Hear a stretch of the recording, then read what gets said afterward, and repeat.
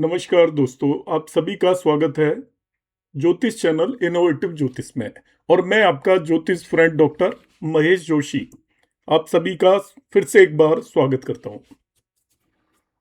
मैं अभी एक सीरीज शुरू करने वाला हूं जिसके अंदर मैं आपको सिखाऊंगा कि हमें किस तरीके से किन किन चीज़ों का ध्यान रखना चाहिए प्रेडिक्शन या फलित ज्योतिष करते समय पर। मेरी कोशिश रहेगी कि मैं अधिकतर हिंदी भाषा में ही बात करूं। उससे पहले मैं 1 या 2 मिनट आपका लेना चाहूंगा। जो भी लोग एस्ट्रोलॉजी सीखना चाहते हैं, ज्योतिष सीखना चाहते हैं और बिल्कुल फ्री ऑफ कॉस्ट सीखना चाहते हैं, क्योंकि आप बड़े बड़े इंस्टीट्यूट के अंदर जाओगे, चाहे भारतीय विद्या भवन हो, आईकास हो, वो मोटी मोटी एक फीस लेते हैं और वहां पर वो जो भी चीजें पढ़ाते हैं, आप मेरे चैनल को सब्सक्राइब कर लें और मेरे चैनल की प्ले लिस्ट में आप चले जाएं।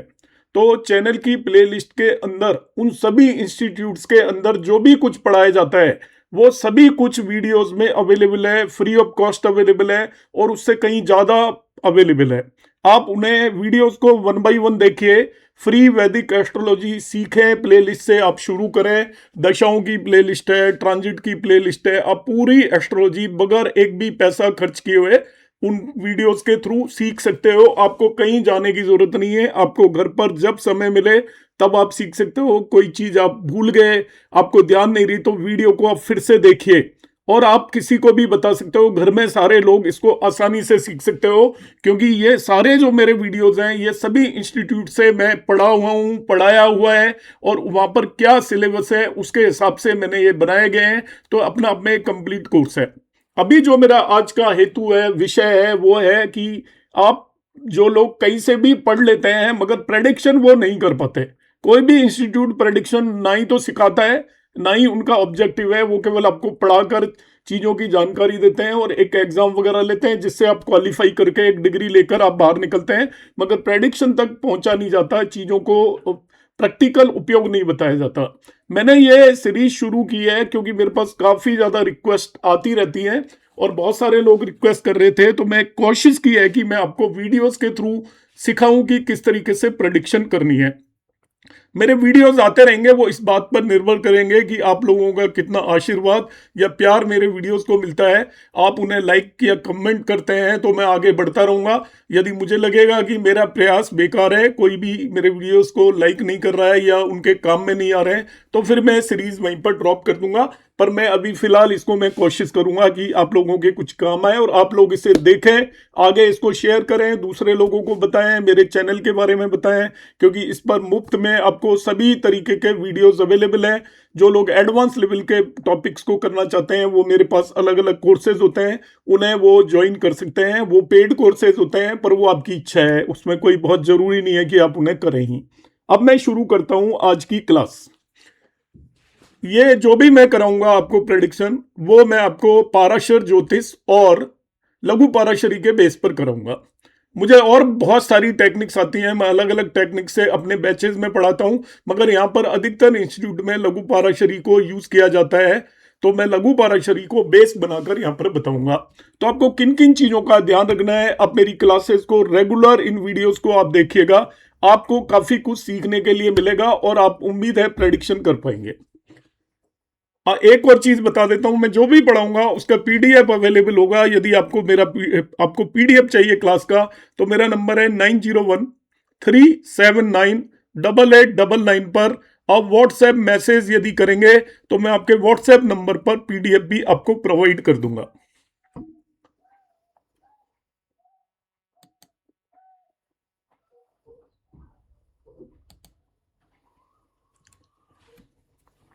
सबसे पहले मैं आज की क्लास में बात करूंगा ग्रह की कार्यात्मक प्रकृति, जिसे हम फंक्शनल नेचर बोलते हैं। कुंडली के हिसाब से जो ग्रह हैं, आपके दो तरीके की नेचर होती है ग्रहों की। एक होती है नैसर्गिक और दूसरी होती है आपकी फंक्शनल, जिसे कार्यात्मक प्रकृति बोलते हैं। जो नैसर्गिक नेचर है वो ग्रहों की कभी नहीं बदलती। जैसे शनि आपका अशुभ ग्रह है, मंगल आपका अशुभ ग्रह है, सूर्य आपका क्रूर ग्रह है, इसी तरीके से आपका गुरु शुभ ग्रह है, शुक्र शुभ ग्रह है और बाकी चंद्रमा और आपका बुध, ये कंडीशन के हिसाब से, हालात के हिसाब से शुभ और अशुभ कुछ भी हो सकते हैं। मगर अभी जो मैं बात कर रहा हूं वो फंक्शनल या कार्यात्मक प्रकृति पर बात कर रहा हूं, क्योंकि किसी भी कुंडली के अंदर जो प्लेनेट है, जो ग्रह है, वो उसकी कार्यात्मक प्रकृति के हिसाब से ही फल देता है और उसी हिसाब से हम उसको मानकर चलते हैं। तो सबसे पहले हमें समझ में आना चाहिए कि कार्यात्मक प्रकृति के बेस पर किस ग्रह को कैसा माना गया है, और ये मैं जो भी आपको कंसेप्ट बता रहा हूं वो लघु पाराशरी के बेस पर है। किसी भी पत्रिका में ग्रहों की प्रकृति, उनके स्वामित्व, स्वामित्व का मतलब है उनके किस भावों के वो स्वामी है, इसके बेस पर निर्धारित की जाती है। अलग अलग कुंडली में एक ही घर अलग अलग भावों का स्वामी होता है और वो निर्भर करता है आपकी लग्न के ऊपर निर्भर करता है। देखिए कैसे, सपोज यहां पर लग्न, अब मैं यदि कोई कुंडली बनाता हूं तो इस जगह पर कुछ भी लग्न हो सकती है इसकी। देखिए व्यक्ति की लग्न, सपोज इसकी हो गई आपकी 2, वृषभ लग्न की कुंडली है, तो ये यहाँ पर आपका 3, आपको कौन कहां पर ग्रह बैठा हुआ है उसके बेस पर शुभ और अशुभ नहीं होता। ये दिमाग के अंदर क्लियर कर लीजिए। बहुत सारे लोग सोचते हैं कि कोई ग्रह आपका केंद्र या त्रिकोण में कहीं जाकर बैठ गया है तो उसके बेस पर उसको शुभ और अशुभ नहीं बोलते हैं। और ये उम्मीद है आप जब मेरा वीडियो देख रहे हैं उससे पहले आपको बेसिक एस्ट्रोलॉजी की जानकारी है, तभी आप इसे देखें। नहीं, आप मेरे बेसिक एस्ट्रोलॉजी के वीडियोस को पहले देख सकते हैं आसानी से और उसके बाद इन वीडियोस को देखते रहेंगे। ये वीडियोस आपको यूट्यूब पर हमेशा मिल जाएंगे। ये मैंने एक कुंडली बना दी है जिसके अंदर ये राशि है। अब यहाँ पर देखिए, आपको किसी उस चीज को देखने की जरूरत नहीं है। केवल 3 केसेस में हमें प्लेनेट ग्रह के प्लेसमेंट को या वो कहां पर रखा है उसे देखना पड़ता है। कब देखना पड़ता है? 3 केसेस में, जब प्लेनेट आपका प्लेस्ड वो आपका दूसरी सेकंड लॉर्ड हो, दूसरे भाव का स्वामी हो, 12वें भाव का स्वामी हो, तब इन 2 केसेस में ही केवल हमें देखना पड़ता है कि वो किस जगह पर रखा हुआ है। उसके बेस पर उसे हम शुभ और अशुभ ग्रह मानते हैं। बाकी किसी भी केस में आपको देखने की जरूरत नहीं है, पहले से ही डिफाइंड है। ये लघु पाराशरी के नियम है। अब नियम क्या है जरा ध्यान से समझ लीजिए। आप किसी भी कुंडली को देखिए, जिस कुंडली के अंदर त्रिकोण के भावों के अंदर, ट्राइन जिसे बोलते हैं, त्रिकोण के भावों में जो भी राशियां हैं, यहाँ पर आपकी ये त्रिकोण है आपका, आपको मालूम है ये भी इसको त्रिकोण और केंद्र दोनों मानते हैं। और ये आपके केंद्र है आपका 1, 4, 7 और 10, ये केंद्र स्थान है।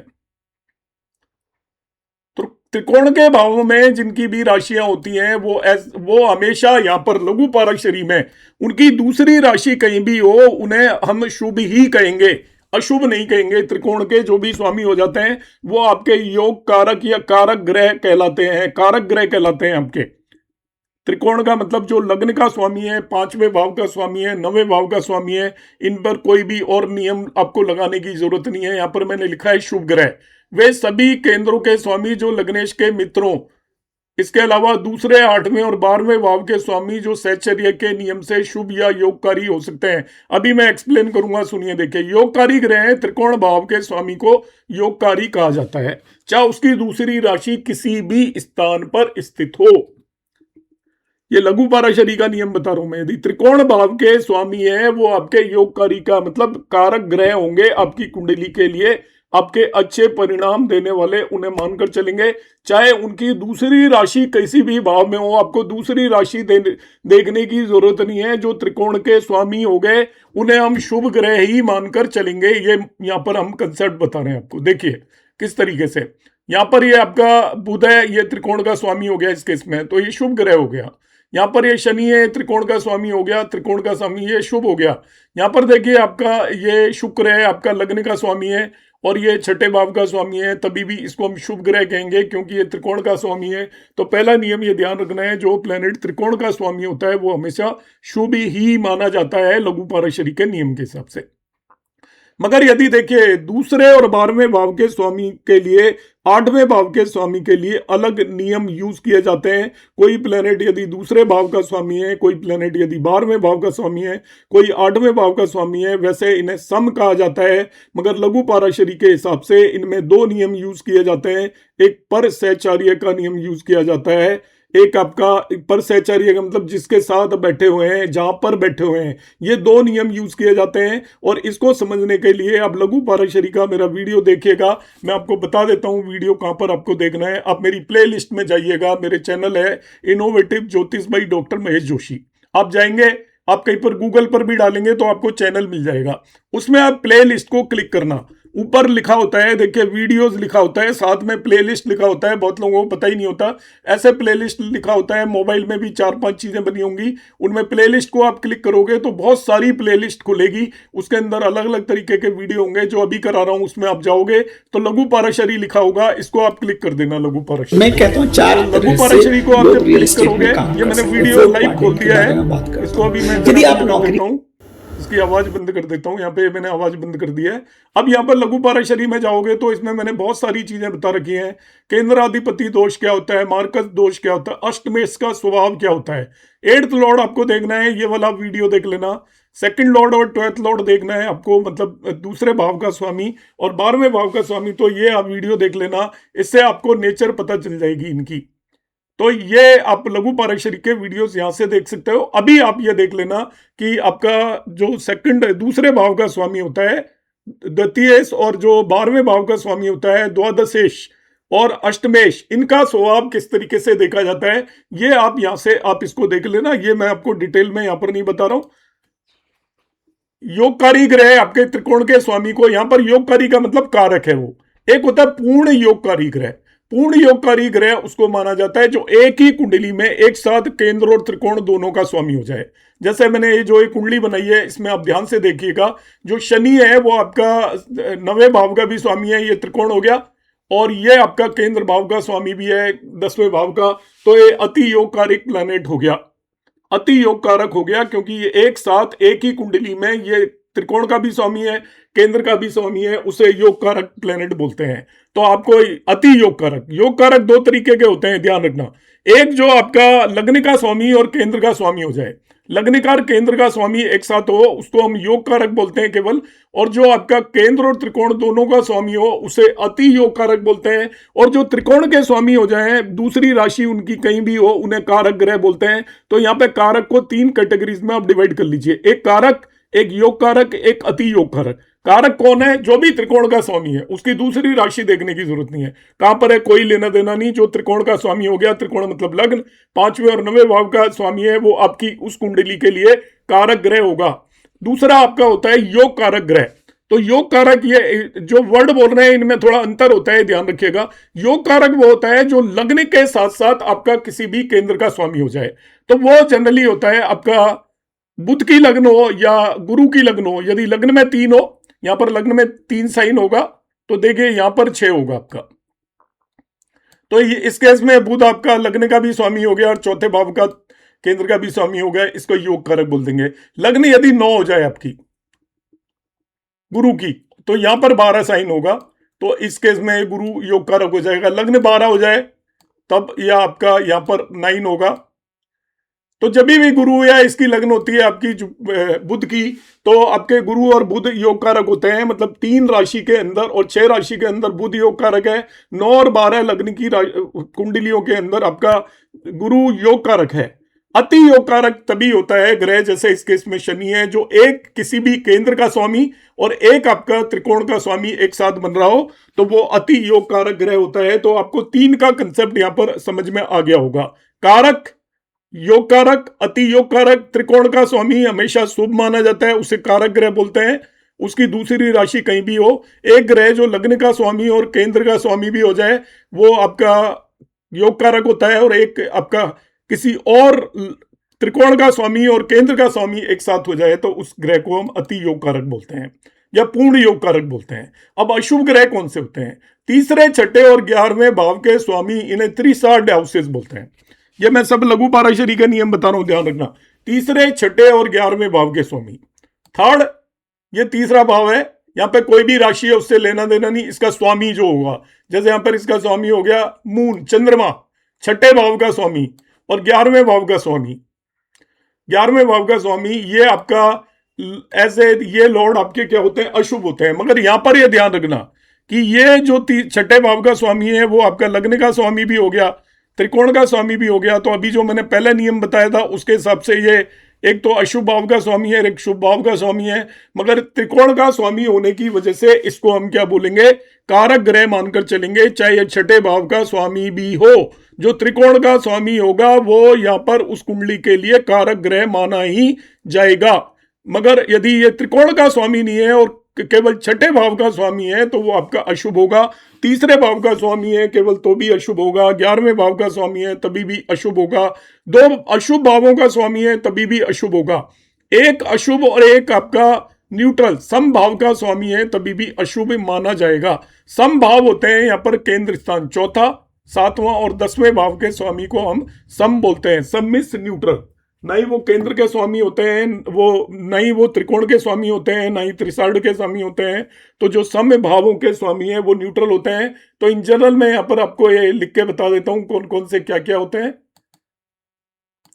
इसमें क्या है कि अलग अलग चीजों में अलग अलग आप क्लासिक्स पढ़ोगे, अलग अलग गुरुओं को पढ़ोगे तो अलग अलग कंसेप्ट हैं, तो ये काफी कंफ्यूजिंग रहता है। मगर यहाँ पर मैं क्लियर करने की कोशिश कर रहा हूं। देखिए, ट्राइन लॉर्ड त्रिकोण के स्वामी, ट्राइन को त्रिकोण बोलते हैं। यहाँ पे ट्राइन लॉर्ड हमेशा बेनिफिक होंगे, कारक होंगे, कारक।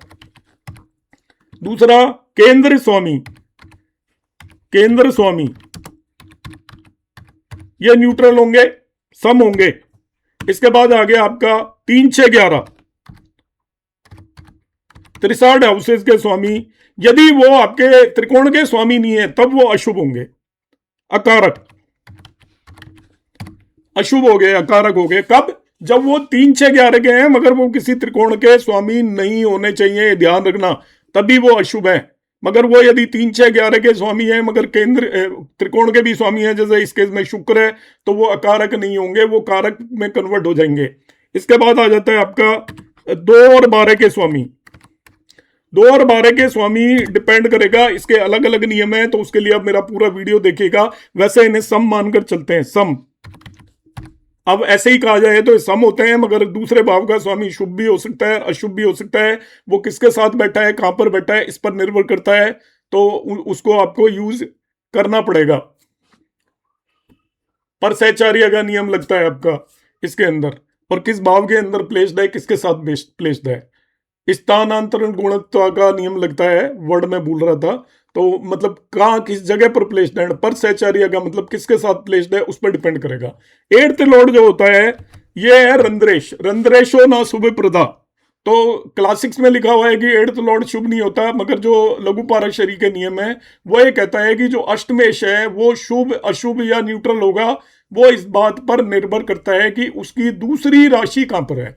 यदि उसकी दूसरी राशि लॉर्डशिप शुभ है तब 8th लॉर्ड भी हम उसे शुभ मानेंगे। जैसे देखिए, एरीज लगने की कुंडली में, आपका एरीज लगने की कुंडली में यहाँ पर 1 साइन होता है और एरीज लगने की कुंडली में 8 साइन होता है।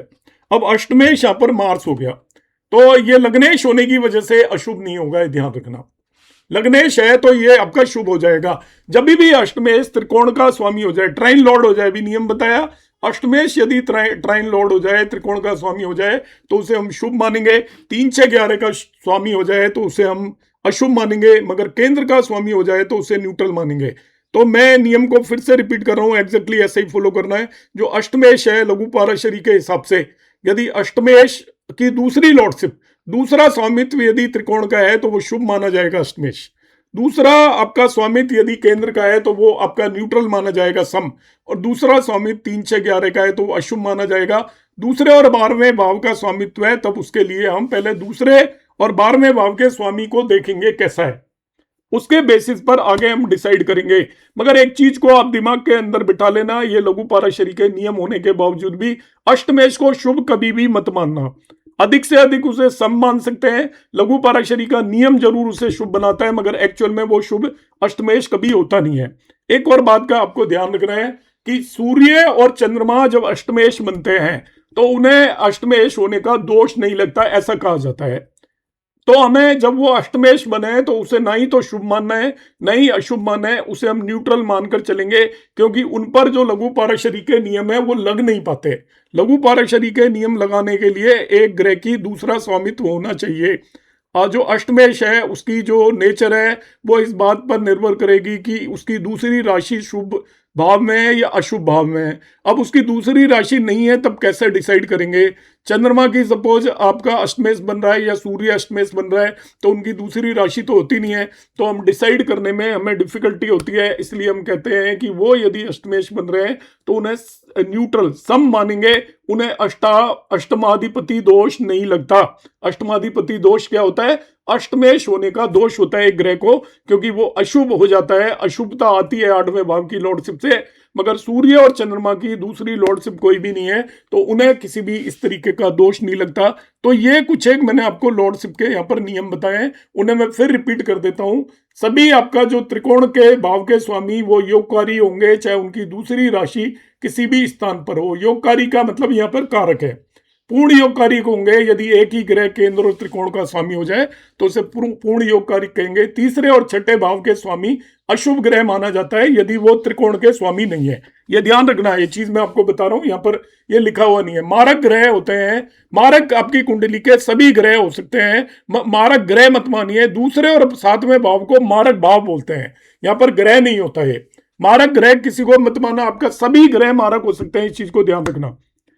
आपका दूसरे भाव में बैठा हुआ दूसरे भाव का स्वामी, सातवें भाव में बैठा हुआ सातवें भाव का स्वामी, 12वें भाव में बैठा हुआ 12वें भाव का स्वामी, इन इन जो स्वामियों के साथ बैठे हुए स्वामी, ये जिन्हें देख रहे हैं वो मारक हो सकते हैं। शनि आपका मारक हो सकता है, राहु मारक हो सकता है, तो मारक सब हो सकते हैं, मगर मारक भाव दूसरा और सातवां होता है, ध्यान रखना आपको। अब यहां पर मैंने लग्नानुसार, लग्नों के हिसाब से कौन सा ग्रह शुभ होगा, योगकारी होगा, पूर्ण योगकारी होगा, अशुभ ग्रह होगा, हर एक लग्न के हिसाब से। सामान्य तौर पर जो भी लग्न के मित्र हैं, सामान्य तौर पर, इसके भी एक्सेप्शंस है, वो जनरली एक कुंडली के लिए शुभ ग्रह होते हैं, और लग्न के शत्रु जो होते हैं वो अशुभ ग्रह होते हैं, वो न्यूट्रल भी हो सकते हैं, ध्यान रखिएगा। तो यहां पर मैंने सभी लग्नों के हिसाब से दिया हुआ है कि मेष लग्न के लिए चंद्रमा आपका शुभ ग्रह होता है, न्यूट्रल है बेसिकली है, और सूर्य और गुरु आपके कारक हो जाते हैं। पूर्ण योग कारक कोई भी नहीं होता मेष लग्न के अंदर। अशुभ ग्रह हो जाते हैं बुध और शनि, क्योंकि मेष लग्न में आपका मंगल जो होता है वो आपका लग्नेश होता है, और लग्नेश के शत्रु होते हैं बुध और शनि। इसी तरीके से वृष लग्न के अंदर जो आपका शुक्र है वो आपका शुभ ग्रह होता है, क्योंकि वृष लग्न में वो आपका लग्न और सातवें भाव का स्वामी होता है। बुध भी आपका शुभ ग्रह होता है। शनि यहाँ पर वृषभ लग्न के अंदर पूर्ण योगकारी हो जाता है, बुध योगकारी होता है। चंद्रमा और गुरु अशुभ ग्रह हो जाते हैं, क्योंकि वृषभ लग्न के लिए चंद्रमा तीसरे भाव का स्वामी हो जाता है, और गुरु आपका 8वें और 11वें भाव का स्वामी हो जाता है, इसलिए अशुभ हो जाते हैं। इसी तरीके से मिथुन लग्न के लिए आपका बुध नेचुरली शुभ ग्रह होगा, क्योंकि मिथुन लग्न में वो लग्नेश है, तो एक राशि उसकी लग्न में है, तो मिथुन लगने के लिए वो शुभ होगा। और मैंने कहा अभी योगकारी होगा। शुक्र और शनि योगकारी ग्रह हैं, क्योंकि ये आपके त्रिकोण के स्वामी है। पूर्ण योगकारी कोई भी नहीं होता। सूर्य और मंगल यहाँ पर अशुभ ग्रह हो जाते हैं। लॉर्डशिप के हिसाब से भी मिथुन लग्न में सूर्य आपके तीसरे भाव का स्वामी हो जाएगा, और मंगल को निकालोगे तो 8 और 1 उसकी एक राशि 11वें भाव के अंदर आएगी, और 8वीं राशि उसके 8वें भाव के अंदर मेष लगने के इसमें छठे भाव के अंदर आएगी। तो इस तरीके से वो आपका मंगल आपका यहाँ पर अशुभ ग्रह हो जाएगा इस केस में। ऐसे ही कर्क लग्न में चंद्रमा आपका शुभ ग्रह हो गया, क्योंकि लग्न का स्वामी है। गुरु भी यहाँ पर आपका योगकारी हो जाएगा, क्योंकि वो त्रिकोण का स्वामी हो जाता है, 9वें भाव का स्वामी हो जाता है, इसलिए। हालांकि वो छठे भाव का भी वो सॉरी छठे भाव का भी स्वामी होगा, यस, और आपका 9वें भाव का भी स्वामी हो जाता है गुरु। मंगल भी यहाँ पर योगकारी है, मगर बुध सूर्य और शनि आपके यहाँ पर अशुभ ग्रह हो जाते हैं, क्योंकि बुध सूर्य और शनि जो है इनकी लॉर्डशिप वो है। सूर्य आपका सम भी हो सकता है हालांकि, क्योंकि दूसरे भाव का स्वामी है चंद्रमा की लग्न में, तो सूर्य के लिए आपको नियम लगाकर देखना पड़ेगा, मगर सामान्य तौर पर इसे हम अशुभ ग्रह यहाँ पर मानकर चलते हैं। तो मैंने सभी लग्नों में कौन सा ग्रह किस तरीके से होता है वो आप डिसाइड कर सकते हो, और आपको याद करने की बहुत ज्यादा जरूरत नहीं है। आपको आप किसी भी लग्न के अंदर देखना चाहते हो, मैं एक आपको एग्जाम्पल और दे देता हूँ। देखिए क्या एग्जाम्पल है। आप यहाँ पर एक कुंडली बना लीजिए बस, और इस कुंडली के अंदर सपोज मुझे चाहिए 5 लग्न में देखना है कि कौन सा ग्रह कहाँ पर है। तो ये 5 लिखा मैंने, यहाँ पर 6 लिखा, यहाँ पर 7 लिखा। सभी ग्रहों को मैं बता देता हूं, देखिए आपको कोई लर्निंग की जरूरत नहीं है। 8 लिखा, केवल सेकंड लॉर्ड और आपका 12th लॉर्ड में दिक्कत आएगी बस। 9 लिखा, उसके लिए आप नियम को पढ़िएगा, और आपको नहीं समझ में आए तो मुझे कमेंट करिएगा, मैं आपको समझाने की कोशिश करूंगा, हालांकि मेरे वीडियोस में वो डिटेल में दिया हुआ है। ये मैं आपको एक अलग से लिख रहा हूँ, 11 आ गया, यहाँ पर 12 आ गया।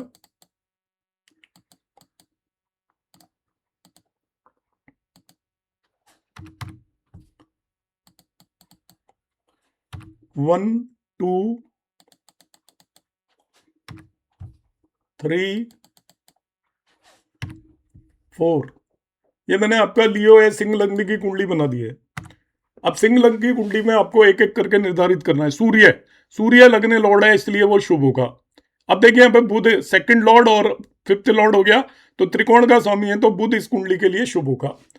अब चंद्रमा यहाँ पर, वो सॉरी, यस, बुध यहाँ पर एक्चुअली एक 11वें भाव का स्वामी है, माफ कीजिएगा। यहाँ पे 5 नंबर राशि लिखी हुई है, तो ये काफी ज्यादा लिख गए हैं, इसलिए मैं थोड़ा मिटा देता हूँ। चलो इन्हें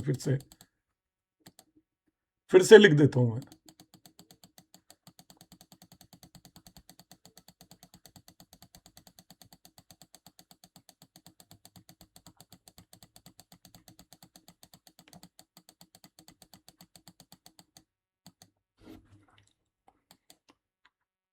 सपोज 5 सिंह लग्न की कुंडली है, 6, 7, 8, 9,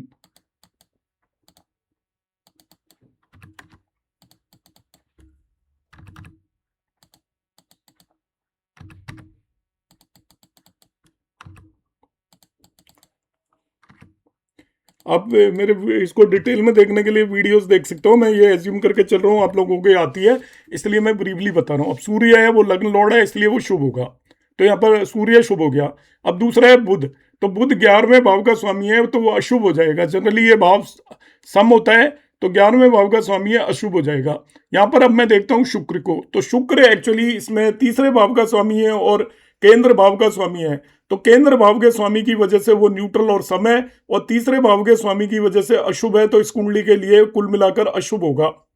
एक सम हो लॉर्डशिप और दूसरी आपकी अशुभ हो, तो कुल मिलाकर उसे अशुभ मानते हैं। तो जैसे यहाँ पर आपका बुध अशुभ था, उसी तरीके से यहाँ पर आपका शुक्र भी अशुभ होगा। एक जनरली जो भी आपका लग्नेश होता है उसके शत्रु अशुभ ही होते हैं। तो यहाँ पर लग्नेश सूर्य है, उसका शत्रु है आपका शुक्र। बोध वे शत्रु हैं, शुक्र का शत्रु आपका सूर्य है और सूर्य का शत्रु शुक्र है, इसलिए यहाँ पर अशुभ हो गया। इसके बाद आते हैं मंगल में, ये यहाँ पर योग कारक ग्रह है।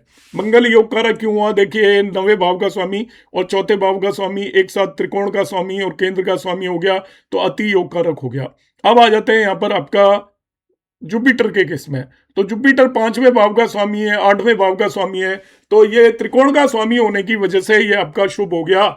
और यहाँ पर ये actually as a 8th Lord भी शुभ हो जाएगा, क्योंकि अष्टमेश का जो निर्धारण है वो उसकी दूसरी स्वामित्व पर किया जाता है। अष्टमेश यहाँ पर जुपिटर है, मगर उसकी दूसरी लॉर्डशिप शुभ है, इसलिए इसको अष्टमेश के रूप में भी हम शुभ मानेंगे लघु पाराशरी के हिसाब से। प्रैक्टिकली ये बात थोड़ा सही नहीं है, तो उस पर हम बाद में डिस्कस करेंगे, मगर लघु पाराशरी के नियम के हिसाब से वो शुभ हो गया। अब यहां पर हम बात करेंगे शनि की। तो छठे भाव की स्वामित्व है और 7वें का है। एज ए 6 लॉर्ड त्रिषाढ़ के स्वामी अशुभ होते हैं और केंद्र का स्वामी आपका सम होता है। तो ये अशुभ है और ये सम है, तो दोनों मिल मिला के अशुभ ही होगा।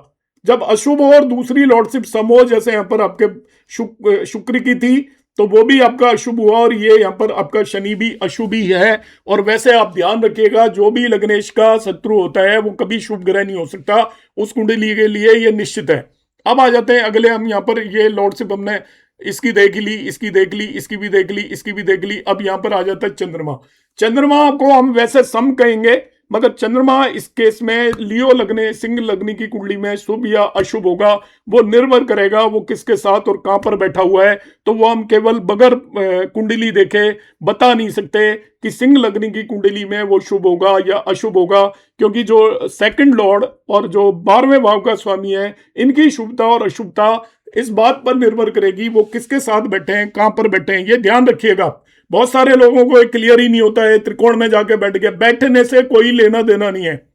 आपके सभी कुंडली के जितने भी लॉर्डशिप है, कोई भी प्लेनेट कुंडली के लिए शुभ या अशुभ होगा, उसका इस बात से कोई लेना देना नहीं है वो कहां बैठा है, किसके साथ बैठा है। आपकी कुंडली में उसकी राशि कहां है, उसके बेसिस पर निर्धारित होगा वो उस कुंडली के लिए शुभ है या अशुभ है। केवल 2 एक्सेप्शंस हैं, दूसरे भाव का स्वामी और 12वें भाव के स्वामी की शुभता और अशुभता इस बात पर निर्भर करती है वो कहाँ बैठे हैं, किसके साथ बैठे हैं। उसके लिए आप मेरा वीडियोस देख लीजिएगा जो मैंने अभी आपको बताए थे। अब इसमें सटीक फलित के मुख्य सिद्धांत, फलित सूत्र है आपके। मित्र और शत्रु पर विचार। केवल ग्रहों की मित्रता और शत्रु या समभाव में जान लेने से ही फल का सही निर्धारण नहीं होता। ऐसा नहीं है कि वो आपने देख लिया ये फ्रेंड की राशि में चला गया है, शत्रु की राशि में चला गया है, न्यूट्रल साइन में चला गया है और आपने उसके बेसिस पर डिसाइड कर लिया। केवल इतने भर से आपका पूरा विचार नहीं होता। तो इस चीज को ध्यान रख लेना कि केवल राशि में वो कहां पर जाकर बैठा है उसके बेस पर हम सारी चीजों को निर्धारित करने लग जाएं। इस चीज को आप नोट करिएगा। दशा का प्रभाव। लग्न के अनुकूल ग्रह की दशा जीवन में संघर्षों को कम करती है। लग्न के अनुकूल ग्रह कौन है? लग्न के अनुकूल ग्रह जिन्हें अभी मैंने बताया है, जिन्हें मैंने कारक बताया है, जो लग्न के एक कुंडली के लिए कारक, योग कारक, अति योग कारक ग्रह होते हैं, उनकी दशा आपको कम संघर्ष देती है। मगर यह बिल्कुल मत समझ लेना कि वो संघर्ष देगी ही नहीं या उसके परिणाम आपको अच्छे ही मिलेंगे। जो अक्सर लोग ये गलतियां करते हैं, उसके परिणाम और बहुत सारी चीजों पर निर्भर करेंगे। हालांकि संघर्ष की वास्तविक सीमा उस ग्रह की कुंडली में स्थिति और उस पर पड़ने वाले अन्य प्रभावों पर निर्भर करेगी। तो ये पॉइंट को आप बिल्कुल मत भुलाइएगा कि ये सपोज योग कारक ग्रह है तो अब ये तो आपकी जिंदगी बनाई देगा और आपके फल अच्छे देगा। नहीं, एक योग कारक होना एक बात है और उसकी कुंडली के अंदर स्थिति होना दूसरी बात है। अच्छे फल होने के लिए उसे आपकी कुंडली का कारक ग्रह भी होना पड़ेगा और उसकी ग्रह की स्थिति भी अच्छी होनी चाहिए कुंडली के अंदर। जो मैं आने वाली क्लासेस में आपको 1 बाय 1 करके बताऊंगा। तो आपको ये पहले क्लैरिफाई कर लेना है कि कोई ग्रह शुभ है या अशुभ है। उसके बेस पर यह निर्धारित नहीं कर लेना है कि अच्छे परिणाम देगा या बुरे परिणाम देगा। अच्छे और बुरे परिणाम उस कुंडली के अंदर वो ग्रह किस स्थिति में बैठा हुआ है, उस पर किन ग्रहों का असर है, वो आपका अच्छी स्थिति में है भी कि नहीं, आरामदायक स्थिति में उस कुंडली में है या नहीं, इस बात पर निर्भर करेगा। ना कि केवल इस बात पर कि वो आपकी कुंडली के लिए कारक है, योग कारक है या अकारक है। तो इस चीज को ध्यान रखना। तो फिर से रिपीट कर रहा हूं, लग्न के अनुकूल ग्रह की दशा जीवन में संघर्षों को कम करती है। संघर्ष तो जीवन में रहने ही वाले हैं मगर वो कम करेगी। हालांकि संघर्ष की वास्तविक सीमा उस ग्रह की कुंडली में स्थिति पर निर्भर पड़ेगी कि आपका उस ग्रह की कैसी स्थिति है और कितना संघर्ष करना पड़ेगा आपको। प्रतिकूल स्थिति। यदि कोई अनुकूल ग्रह भी प्रतिकूल स्थिति या प्रभाव में हो तो वह शुभ फल प्रदान नहीं करता है।